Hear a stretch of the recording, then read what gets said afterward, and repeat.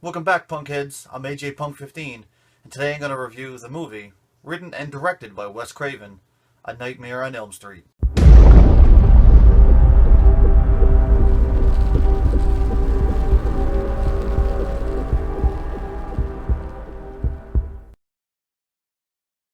In 1983, New Line Cinema's Productions and Wes Craven set out to make a movie about a killer in your dreams. And in 1984, that dream was realized with A Nightmare on Elm Street, a serial killer who targeted kids in a small community, donning an old, dusty hat, a red and green striped sweater, and a glove with 4 razor blade type fingers. Freddy Krueger quickly became a household name. When I was at the age of 4, might have been 4.5, 5, the very first horror film I ever watched was A Nightmare on Elm Street 3 Dream Warriors.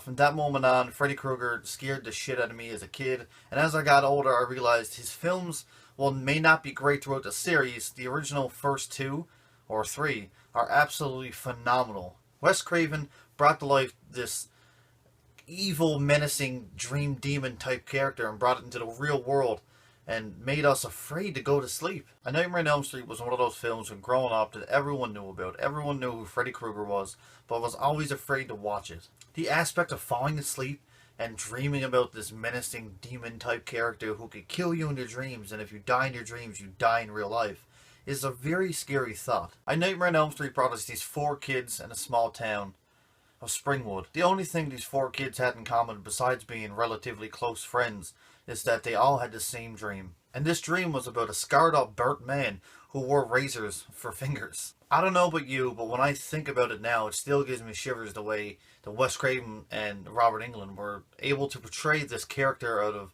complete obscurity and bring him to cinema and basically scare the shit out of everyone that went to see this movie in 1984. And cinematography in this movie of the hallways in this old burnt out incinerator type style place, full of pipes, and just the perfect ideal place for Freddy to run his razor blades across walls to make those spark and eerie noises that throughout the film are present in almost 90% of the scenes Freddy Krueger was in.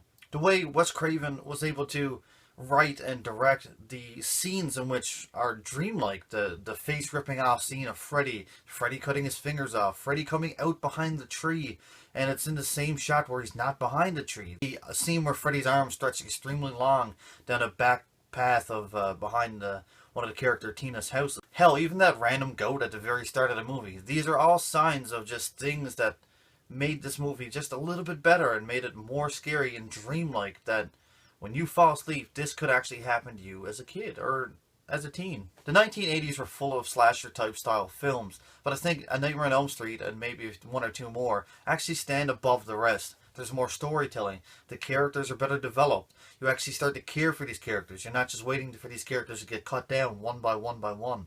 The score in this film, while it's kind of similar to a lot of other horror films, does really bring some. And that nursery rhyme of 1, 2, Freddy's coming for you is so damn catchy that everyone you knew growing up knew that nursery rhyme, even if they haven't seen the film of A Nightmare on Elm Street or any of the sequels. Wes Craven, God bless his soul, did an absolute fantastic job in directing the Nightmare on Elm Street movie. It's probably Wes Craven's best film. In my honest opinion, I think A Nightmare on Elm Street is by far his best work. I think the best 3 performances in the movie easy are John Saxon, Heather Langenkamp, and Robert Englund.